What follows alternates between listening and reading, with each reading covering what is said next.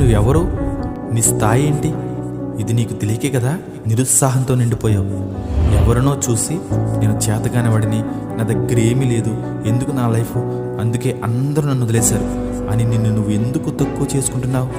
నువ్వెవరో నీకు తెలిస్తే నీ కోసం ఒకడు ఒక ప్రణాళిక వేశాడు అన్న సంగతిని నువ్వు గుర్తెరిగితే నీ సంతోషానికి అవధులుండవు. ఇది విను, నువ్వు ఎంత ప్రత్యేకమైన వాడివో తెలుసా?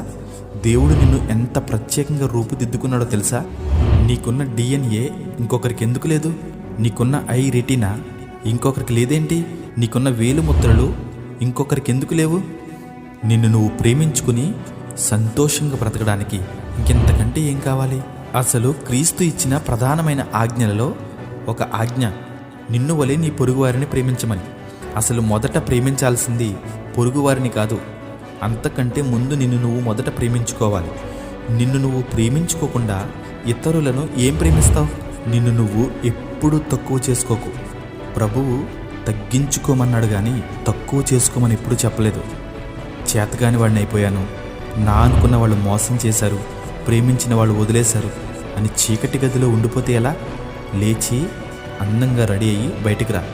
నూతనమైన మరొక ప్రపంచం నీ కొరకు ఎదురు చూస్తుంది. నీ కోసం దేవుడు అందమైన మరొక నూతనమైన ఉదయాన్ని సిద్ధపరిచాడు. సూర్య చంద్ర నక్షత్రములు వెలుగును పంపుతున్నాయి, పక్షులు రాగాలు వినిపింపచేస్తున్నాయి, మొక్కలు అందమైన పూలను పూస్తున్నాయి. నీకోసం వాటన్నిటిని దేవుడు సిద్ధపరిచాడు. నీ పనిని ప్రారంభించు. దేవుని అరచేతిలో చెక్కబడిన జీవితం ఇది. తక్కువ అంచనా వేసుకోకు. ఇతరులతో పోల్చుకుని తక్కువ చేసుకోవడానికి నీలా ఇంకొకడు ఈ భూమి మీద లేడు, పుట్టలేదు. అది దేవుడు నీకిచ్చిన స్థాయి.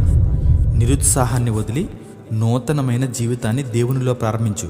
ఈ లోకములో అందరితో నీ బంధం ఏదో ఒక రోజు తెగిపోతుంది, కానీ దేవునితో నీ బంధం మాత్రం శాశ్వతంగా ఉంటుంది.